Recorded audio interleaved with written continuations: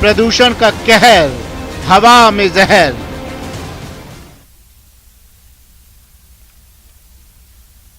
नमस्कार, दो टूक में आप सभी का स्वागत है। मैं हूं आपके साथ प्रियंका राय।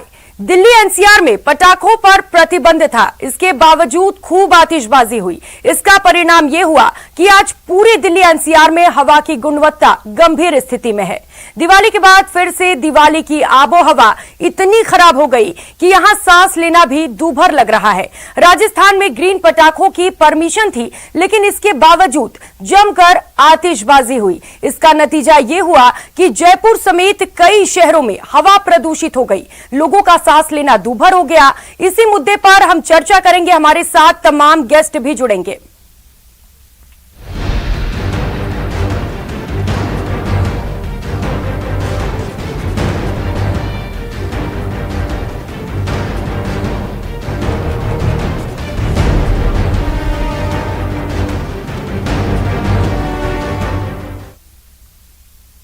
और इस वक्त इस मुद्दे पर चर्चा करने के लिए हमारे साथ तमाम गेस्ट जुड़ चुके हैं। राजीव तिवारी संवाददाता दिल्ली से, अरबाज अहमद संवाददाता जयपुर से, डॉक्टर विद्या नागर हमारे साथ इस वक्त सीनियर कंसल्टेंट पल्मोनरी से जुड़ी हुई हैं, और डॉक्टर विजय सिंघल पीसीबी जयपुर से इस वक्त हमारे साथ जुड़ चुके हैं। स्वागत है आप सभी का न्यूज 18 राजस्थान पर। और सबसे पहले आपको दिल्ली लेकर चलते हैं, जहां पर आबोहवा इस समय काफी खराब हो चुकी है। राजीव से बात करेंगे। राजीव, दिवाली से पहले और दिवाली के बाद AQI लेवल में क्या कुछ स्थिति है, क्या कुछ परिवर्तन? बिल्कुल, अगर देखा जाए तो दिवाली के बाद जो प्रदूषण बढ़ा है उस सबके सामने है। इस समय 2 बज रहा है और आप देख सकती हैं कि लग रहा है शाम का समय हो गया है, 4 बजने को है। तो इस तरह का धुंध बना हुआ है राजधानी दिल्ली एनसीआर में, और सुबह से यही स्थिति बनी हुई है। क्योंकि देखा जाए तो दिल्ली एनसीआर में पटाखों पे रोक तो थी, लेकिन लोग माने नहीं, जम के आतिशबाजी की है रात में, जिसका पूरा असर इस समय देखने को मिल रहा है। सबसे ज्यादा प्रभावित कोई है तो वह जो उम्रदराज लोग हैं, जिनको सांस लेने में तकलीफ हो रही है, और जो बच्चे हैं जिनकी आंखों में जलन हो रही है, वह काफी परेशानी से जूझ रहे हैं कि प्रदूषण बढ़ने की वजह से। देखा जाए तो पहले ही जो स्वास्थ्य विभाग है उसने गाइडलाइन जारी किया था कि आप लोग अपना बचाव रखें, और हर आदमी को अवेयर किया गया था कि दीपावली में पटाखा न छोड़ें, आप लोग दीपावली मनाएं, धूमधाम से मनाएं, मिठाई खाएं, पूजा पाठ करें। लेकिन अगर पटाखा आप छोड़ेंगे तो प्रदूषण लेवल बढ़ जाएगा, क्योंकि दिल्ली में हर साल इस तरह से जब पटाखा छोड़ा जाता है तो प्रदूषण लेवल बढ़ जाता है, और उसी समय पराली भी जलाई जाती है। तो यह चिंता का विषय था। उसको देखते हुए सरकार ने तमाम गाइडलाइन जारी की थी, लेकिन लोग नहीं माने, जिसका दुष्परिणाम इस समय देखने को मिल रहा है। जी बिल्कुल राजीव, तमाम गाइडलाइंस जारी किए लेकिन लोग नहीं माने। जयपुर से अरबाज अहमद हमारे साथ जुड़े हुए हैं। अरबाज, अगर जयपुर की बात करें, राजस्थान की बात करें, तो यहां पर हवा में क्या कुछ स्थिति है फिलहाल? देखिए, जो राजस्थान पॉल्यूशन कंट्रोल बोर्ड ने जो पॉल्यूशन के लाइव अपडेट्स के लिए यहाँ पर continuous air monitoring system establish किए हुए हैं, उनके आंकड़े कहते हैं कि जयपुर में जो पॉल्यूशन का लेवल है वो 340 के आर पार आसपास बना हुआ है। वहीं जोधपुर में भी ये 335 से 338 करीब बना हुआ है। ये AQI का लेवल है, जो कि औसत से या सामान्य पैमाने से 3 गुना ज्यादा है। वहीं पर जो कोटा की हम बात करें अलवर की, हम बात करें अजमेर की या उदयपुर की हम बात करें, तो यहाँ पर 250 से लेकर के 350 यानी 275 तक AQI का लेवल बना हुआ है। जो आप देखिए, जयपुर में फिलहाल मैं खड़ा हूं, जैसा कि राजीव दिल्ली से बता रहे थे, यहाँ भी कमोवेश वैसा हाल है।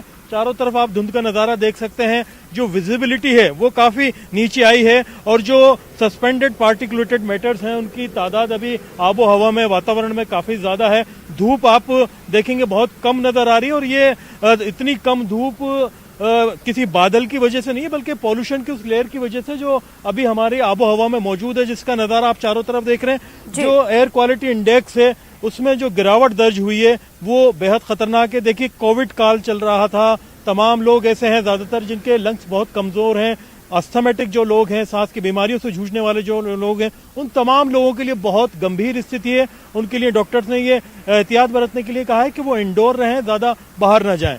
जी प्रियंका। जी बिल्कुल अरबाज, गंभीर स्थिति है। आतिशबाजी ने हवा में जहर खोल दिया, पहले पटाखे फिर प्रदूषण। सबसे पहले अब चलेंगे विजय जी के पास। विजय जी, तमाम कोशिशें की गई, केंद्र सरकार की ओर से भी, राज्य सरकार की भी ओर से, सुप्रीम कोर्ट के भी ओर से, लेकिन आखिर क्या वजह रही? आखिर प्रदूषण पर कंट्रोल क्यों नहीं किया जा सका? नमस्कार जी नमस्कार। आप मेरी आवाज सुन पा रहे हैं? जी आपकी आवाज आ रही है। जी देखिए, बात सही है कि जब अब दिवाली में पटाखे चलते हैं उसका जो हवा की क्वालिटी पे बहुत गंभीर असर पड़ता है। इस बार केंद्रीय सरकार, राज्य सरकार, सुप्रीम कोर्ट, एनजीटी सभी ने कोशिश की थी और ग्रीन पटाखे भी आए थे। हमने भी राज्य मंडल ने काफी सघन एक कैंपेन चलाया था जिसमें कि हमने ग्रीन पटाखों का ही उपयोग करने के लिए सलाह दी थी।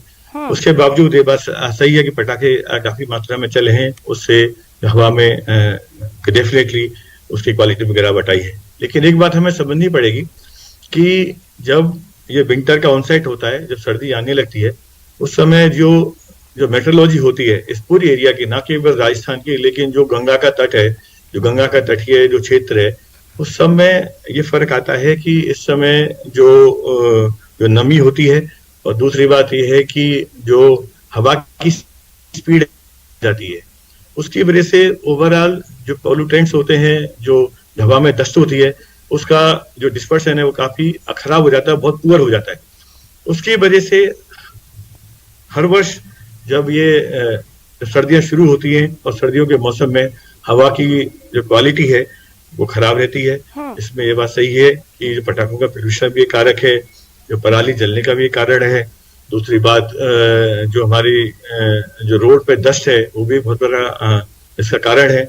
और इन सबको कंट्रोल करने के लिए एनसीआर क्षेत्र में एयर क्वालिटी कमीशन अलग से बनाया गया है जिसमें काम कर रहा है। बाकी नॉन एडवेंट सिटीज हैं, तो जो बड़े बड़े शहर हैं पूरे देश में, जिसमें हमारे राजस्थान के 5 शहर हैं, उनके में भी एयर पोल्यूशन को कंट्रोल करने के लिए नेशनल क्लीन एयर प्रोग्राम चला गया है। एक अलग से 15th फाइनेंस कमीशन भी इस तरह का जो भी पॉल्यूटेंट्स हैं, चाहे रोड की डस्ट है, चाहे हमारा जो सॉलिड वेस्ट का मैनेजमेंट है, उस सब के लिए अलग से फंड दे रहा है। काम भी शुरू हुए हैं, उसके परिणाम भी आएंगे। लेकिन ये बात सही है कि हवा की जो क्वालिटी है उस समय अच्छी नहीं है, हमारे जो मानकों से काफी ऊपर है। और एक बात मैं आपको कहना चाहूंगा कि ये समस्या हर साल होती है, और जो पिछले आंकड़े हैं 2017 से अब तक हम देखें तो एयर क्वालिटी का लेवल धीरे धीरे सुधर रहा है।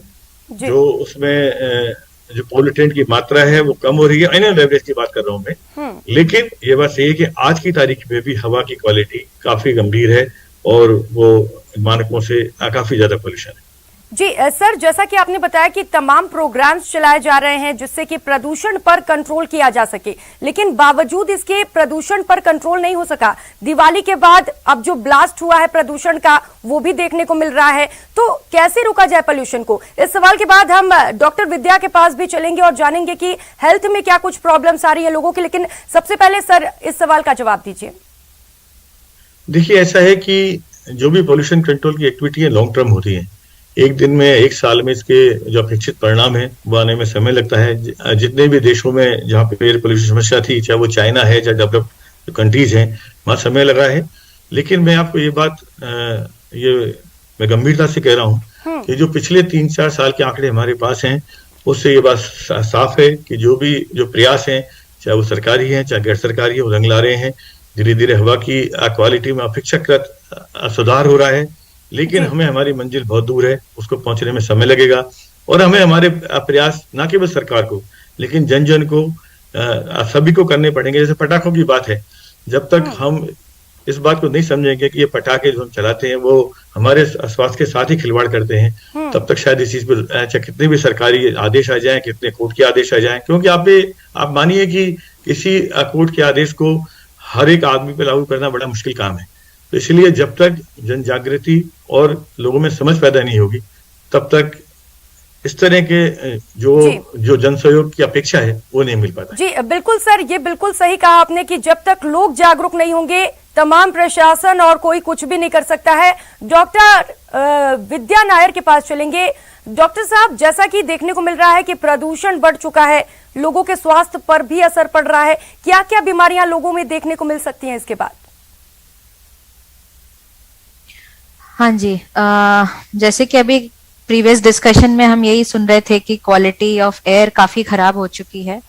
और वैसे हमें ये समझना बहुत जरूरी है कि इस समय जैसे जो विंटर का महीना जो शुरू होता है, तो उस समय बहुत सारे हवा की क्वालिटी में चेंजेस नेचुरली भी होते हैं। उसके ऊपर जब हम स्टबल बर्निंग या पराली जलाना या कंबस्टन, जिससे ठंड के मौसम में और जो जलाने की जो सारी चीजें होती हैं वो होती हैं, साथ ही साथ में अब जैसे दिवाली की वजह से जो क्रैकर्स, जो पटाखे जलाए गए हैं, उसकी वजह से इन सब का मिला जुला असर होता है। कभी भी किसी एक पॉइंट को हम केवल इसी के वजह से पोल्यूशन हुआ है ये कहना शायद साइंटिफिकली करेक्ट नहीं होगा, क्योंकि विशेषज्ञों ने भी काफी बार चेक किया। हर साल दिवाली के बाद जो क्वालिटी ऑफ एयर हम चेक करते हैं, तो उसमें बहुत सारा जो योगदान है वो पराली की वजह से भी है, कुछ ट्रैफिक की वजह से है, क्रैकर्स डेफिनेटली है। तो जो चीजें हम करेक्ट कर सकते हैं वो करेक्ट करना चाहिए, ये टोटली मैं एग्री करती हूँ। लेकिन केवल इस समय ये जागरूकता केवल इसी समय तक रहे और हमारा जो प्रयास केवल इसी समय तक नियमित रहे, सीमित रहे, ये सही नहीं रहेगा। बाकी जो आपका सवाल है हेल्थ रिलेटेड, बहुत सारे एस्पेक्ट्स हैं मैम इस चीज को लेकर के, क्योंकि एयर क्वालिटी एक बहुत बड़ा विषय है और ये केवल एक पर्टिकुलर बॉडी के, शरीर के किसी एक प्रत्येक अंग को ही केवल नहीं उसको प्रभावित करती, आंखों में, दिमाग में, नाक की जो सांस की नलियां हैं, जो एयरवेज हम बोलते हैं, जो फेफड़ों के अंदर जो सांस की कोशिकाएं हैं, उनके अंदर भी इसका प्रभाव रहता है। और ये सारे जो प्रभाव होते हैं कुछ शॉर्ट टर्म होते हैं, मतलब कुछ इमीडिएट, जो एकदम जब बहुत ही सिवियर कैटेगरी में प्रदूषण बढ़ जाता है, एयर क्वालिटी बहुत पुअर हो जाती है, तब कुछ इमीडिएट चेंजेस नजर आते हैं, और कुछ जो होता है जो क्रॉनिक या लॉन्ग टर्म इफेक्ट्स होते हैं, जिसके हम सब शिकार हैं। भारतवर्ष में ही नहीं, हर जगह ही, क्योंकि एक पोल्यूशन ऐसा तो है नहीं कि केवल हमारे देश में ही है यह समस्या। तो overall over a period of time जब इतना ज्यादा एक्सपोजर रहता है तो कुछ डेफिनेटली लॉन्ग टर्म इफेक्ट्स होते हैं। अगर हम अभी शॉर्ट टर्म इफेक्ट्स की बात करें, क्योंकि मुद्दा अब शॉर्ट टर्म इफेक्ट्स का है, तो सबसे पहले आंखों में जलन, ये बहुत सारे पेशेंट्स रिपोर्ट करते हैं कि आंखों में जलन होना, आंख से बहुत ज्यादा पानी बहना, आंख लाल हो जाना, हल्का सा सर में भारीपन या दर्द महसूस करना, स्पेशली जो लोगों को जो लॉन्ग टर्म ट्रैवल करना पड़ता है, जैसे घर से बाहर 8 से 10 घंटे उनको बाहर रहना पड़े, उन मरीजों, लोगों में देखा गया कि ये जो सिम्टम है बहुत ज्यादा कॉमनली देखा जाता है। दूसरी चीज, नाक में जो है पानी बहना, जुकाम जैसे चेंजेस आना, नजला जुकाम, गले में खराश महसूस करना, वॉइस चेंज हो जाना, और कुछ लोगों में खांसी होना और बलगम निकलना या सूखी खांसी रहना, ये सब भी बहुत ज्यादा कॉमनली देखा गया है। ये तो हो गए नॉर्मल लोगों में, जब इतना एक्सपोजर रहता है तो इनमें प्रॉब्लम होती है। लेकिन जो हमारे एक्सट्रीम्स ऑफ एज ग्रुप हैं, जैसे जो बुजुर्ग हैं और जो छोटे बच्चे हैं, उनमें ये प्रभाव थोड़ा ज्यादा रहता है, क्योंकि वैसे बच्चों में आप समझेंगे कि जो फेफड़ों की जो मैच्योरिटी है वो पूरी नहीं होती, तो उनको ये जो पोल्यूशन है, जो एक्यूट चेंजेस हैं, वो ज्यादा प्रभावित करती हैं। ऑब्वियसली उसकी मैकेनिज्म्स बच्चों में डेवलप नहीं हुई होती उसको कंपनसेट करने के लिए। वैसे ही बुजुर्ग में, जिनकी ऑलरेडी फेफड़ों की फंक्शनिंग कैपेसिटी, सांस की नलियों के अंदर जो सूजन बनने की जो क्षमता है और गंदगी बाहर निकालने की, फिल्ट्रेशन प्रोसेस की जो कैपेसिटी होती है, वो एज के हिसाब से कुछ कम रहती है। तो इसलिए इन दो जो एक्सट्रीम्स ऑफ एज ग्रुप्स वाले जो पॉपुलेशन है, उनमें इसका जो दुष्प्रभाव है एयर क्वालिटी का, ये सबसे ज्यादा हमें देखने को मिलता है। तो शॉर्ट टर्म में ये कॉम्प्लिकेशंस रहती हैं। तीसरा एस्पेक्ट रहता है कि जो मरीज जी बोलिए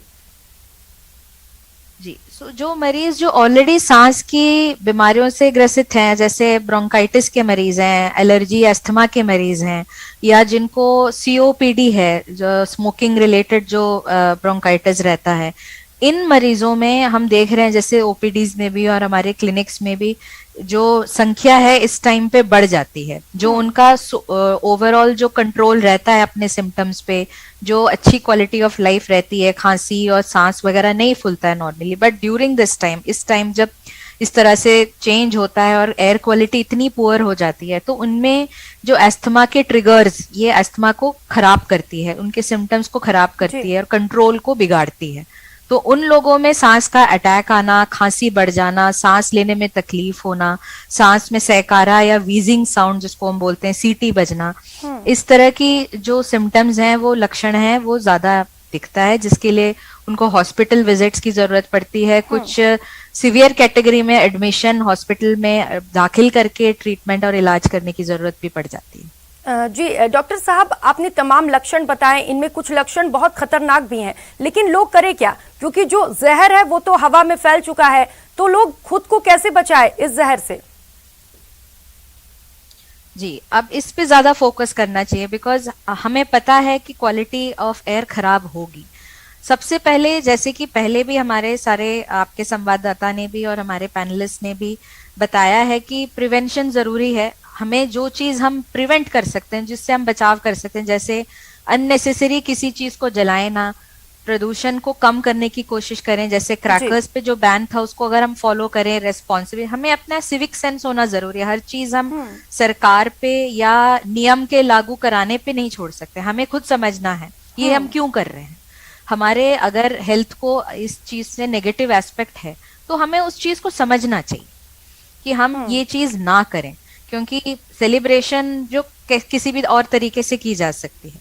तो ये सबसे इम्पोर्टेंट है कि हमें जो भी कंबस्टन वाली चीजें होती हैं, कोई भी चीज जलाना, जैसे पराली जलाना भी एक बहुत बड़ी समस्या है। हम इसको नजरअंदाज करते हैं, कुछ पॉलिटिकल, कुछ अदर इश्यूज भी रहती हैं जिसकी वजह से हम इस चीज को बहुत ज्यादा डिस्कस नहीं कर पाते।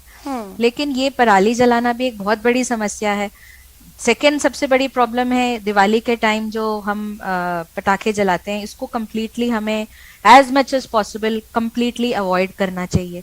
तीसरी चीज, अगर प्रदूषण हो गया है तो हमें सबसे पहले तो जो जैसे मैंने बताया एक्सट्रीम्स ऑफ एज ग्रुप है, बच्चों को और बुजुर्गों को बाहर जाने नहीं देना चाहिए अनलेस की कोई इमरजेंसी हो। जितना हो सके इंडोर में रहें। बाहर अगर निकलना हो, जिनको वर्क पे जाना है, लॉन्ग टाइम बाहर रहने अगर हो तो उनको मास्क जरूर पहने जी। मास्क भी फ्रीक्वेंटली चेंज करें। डबल मास्किंग या जब कपड़े की बांध रहे हैं तो 2 मास्क पहने या N95 का प्रयोग करें, ये एक बहुत इंपॉर्टेंट चीज है। तीसरी चीज, घर से मतलब जब अंदर आते हैं तो इमीडिएटली फेस को, मुंह को अच्छे से क्लीन करें और स्टीमिंग करें, गार्गल्स करें, ताकि जो पार्टिकुलेट मैटर जो हमारे अंदर, क्योंकि अल्टीमेटली जो एयर क्वालिटी है वो क्या है, वो पार्टिकुलेट मैटर और 5-6 जो खतरनाक वाली गैस होती है उसकी वजह से ही है जो फेफड़ों में जो दिक्कत आती है।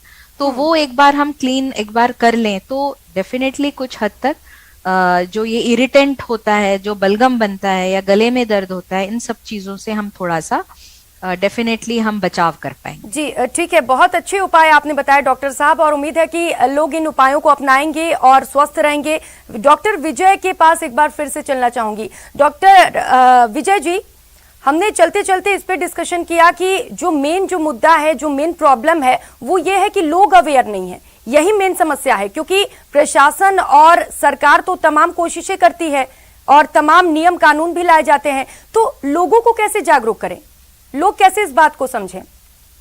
देखिए, आपकी बात सही है। जब तक लोगों का सहयोग इसमें नहीं होगा, जागरूकता नहीं होगी, तब तक इस तरह के किसी भी नियम को, जजमेंट्स को लागू करना बड़ा मुश्किल होता है। इसीलिए राज्य प्रदूषण नियंत्रण मंडल ने ग्रीन पटाखों के बारे में और पटाखे कम से कम प्रयोग करने के बारे में एक सघन अभियान चलाया, FM रेडियो पे भी, टीवी पर भी, ऐसे भी। और हमने कोशिश की कि लोग इसके बारे में ज्यादा समझें बात को और समझ के, और मैं मानता हूं कि इसका असर भी हो रहा है। ऐसा नहीं है कि इस चीज का असर बिल्कुल नहीं हो रहा। हम देख रहे हैं पिछले साल भी काफी पटाखों में कमी आई थी, लेकिन ये सही है कि पूरी तरह से पालना नहीं हो पा रही है। लेकिन इस चीजों का धीरे धीरे स्पेशली बच्चों में असर हो रहा है। अब घरों में बच्चे जो पटाखे की डिमांड और चलाना थोड़ा उनका कम हुआ है।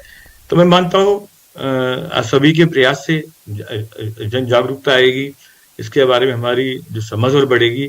दूसरा एक बात तो बताना चाहता हूँ कि हमें जो समस्या है उसके बारे में भी अभी और जगह, जैसे हमारे पास अभी 10 कंटिन्यूअस एयर क्वालिटी मॉनिटरिंग है स्टेशन है हमारे 7 शहरों में। अब हम राज्य मंडल का प्रयास है कि हम 36 और continuous air quality monitoring station स्थापित कर रहे हैं। उसके बाद हर एक डिस्ट्रिक्ट हेडक्वार्टर पर एक और एयर क्वालिटी मॉनिटरिंग स्टेशन होगा। इसका मतलब हमें जो डाटा अभी बहुत सीमित है वो हमें एक वाइड डाटा मिलेगा, पूरी स्टेट के बारे में जानकारी मिलेगी। तो किसी भी समस्या के समाधान के लिए जरूरी है कि सबसे पहले समस्या को हम क्वांटिफाई करें, उसका जो साइंटिफिक उसका पहलू उसका अध्ययन करें। तो ये हमारा प्रयास है कि जहां भी एयर क्वालिटी के मॉनिटर्स नहीं है वहीं लगे, उनका डाटा रेगुलरली आए। बिल्कुल सर, बिल्कुल सही कहा आपने कि किसी भी समस्या के समाधान के लिए पहले समस्या को पकड़ना जरूरी है, प्रॉब्लम्स क्या है उस पर डिस्कशन जरूरी है, उसको समझना जरूरी है। दिल्ली से सहयोगी राजीव हमारे साथ लगातार जुड़े हुए हैं। राजीव, जिस तरीके से प्रदूषण का स्तर बढ़ा है, स्वास्थ्य समस्याएं भी लोगों में आ रही हैं, अस्पतालों में क्या कुछ स्थिति है, किस तरीके से भीड़ बढ़ी है दिवाली के बाद? बिल्कुल, अगर देखा जाए तो प्रदूषण लेवल बढ़ने के बाद जो है अस्पतालों की तरफ लोग पहुंच रहे हैं। सबसे ज्यादा प्रभावित जो है उम्रदराज लोग हैं, जिनको पहले से अस्थमा की बीमारी है, वो लोग काफी दिक्कत में है, सांस लेने में तकलीफ हो रही है। साथ ही जो छोटे बच्चे हैं, मासूम बच्चे हैं, उनके आंखों में जलन हो रही है। तो इस तरह की बातें सामने आ रही हैं।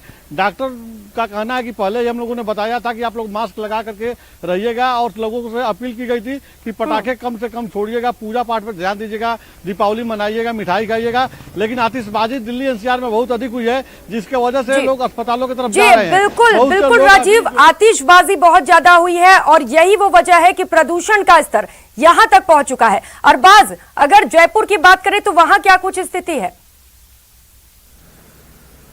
देखिए, जयपुर के आंकड़े आपके सामने हमने रखे। 340 से ज्यादा होना अपने आप में खतरनाक बात है। लोगों को एहतियात बरतने की जरूरत है। और सबसे बड़ी बात ये इस बात को वो माने कि ये गलत है, हम जो कर रहे हैं प्रकृति के साथ में वो गलत है। जब तक मानेंगे नहीं, सुधार नहीं करेंगे। प्रशासन को सख्त होना चाहिए था। प्रशासन ने एक भी ऐसी कार्रवाई नहीं की है, ना राजस्थान में, ना जयपुर में, ना जोधपुर। बिल्कुल अरबाज, चलिए अब आखिरी में डॉक्टर विजय जी के पास चलेंगे। विजय जी, कमी कहाँ रहती है और इसका सोल्यूशन क्या है? आखिर में आपसे कंक्लूजन जानना चाहती हूँ। ये समस्या एयर पोल्यूशन की इस तरह की है जिसमें हम सब मिलकर काम नहीं करेंगे, इसका समाधान संभव नहीं है। जहां भी समाधान हुआ है, चाहे चाइना में हो, चाहे और कहीं हुआ हो, सबने मिलकर साथ दिया है, सबने मिलकर काम किया है, चाहे सरकार है, चाहे एनजीओ है, चाहे हम हैं, चाहे कॉमन आदमी है। क्योंकि ये समस्या ऐसी है जो कि दिखती नहीं है, बहुत जहरीली, जो ये धीमा जहर है जो धीरे धीरे हमारे शरीर में जाता है। इसीलिए सरकार अपने स्तर पर पूरे प्रयास कर रही है और हमें चाहिए। बिल्कुल विजय जी, सरकार प्रयास कर रही है। डॉक्टर विद्या के पास आखिर में चलना चाहूंगी। डॉक्टर साहब, अगर लोग बीमार होते हैं तो वो क्या कुछ करें, प्राथमिक तौर पर क्या कुछ करें? क्योंकि अस्पताल में तो वो बाद में जाएंगे ही, लेकिन सबसे पहले वो घर पे क्या कुछ करें? देखिए, सबसे पहले जैसे बाहर, घर से बाहर से जब अंदर आए, जब उनको कोई ना कुछ सिम्टम महसूस हो, जैसे कि आंख जलना या खांसी होना, तो तुरंत, जैसे मैंने बताया, मुंह हाथ अच्छे से धोएं, आंख हाथ मुंह स्टीम लें। कुछ जो खांसी हो रही है तो कुछ आप मेडिसिन स्टार्ट करके तुरंत अपने डॉक्टर के पास संपर्क करें। क्योंकि इसमें क्या होता है कि देसी इलाज करके टाइम और वेस्ट हो या सिम्टम्स। ठीक है, चलिए, बहुत शुक्रिया आप सभी का हमारे साथ जुड़ने के लिए। संवाददाता दिल्ली से राजीव तिवारी का, जयपुर से अरबाज अहमद का, डॉक्टर विद्या नायर का और डॉक्टर विजय सिंघल का भी। तो दो टुक में हमने आज डिस्कशन किया कि किस तरीके से दिवाली के बाद जो प्रदूषण लेवल है वो बढ़ गया है। तो ऐसे में न्यूज 18 राजस्थान आप सभी से अपील करता है कि आप बिल्कुल त्योहार को मनाइए, लेकिन सावधानी के साथ मनाइए, क्योंकि ये त्योहार आखिरकार आप ही को परेशान करेगा, आप ही को बीमार करेगा। बहुत शुक्रिया आप सभी का। नमस्कार।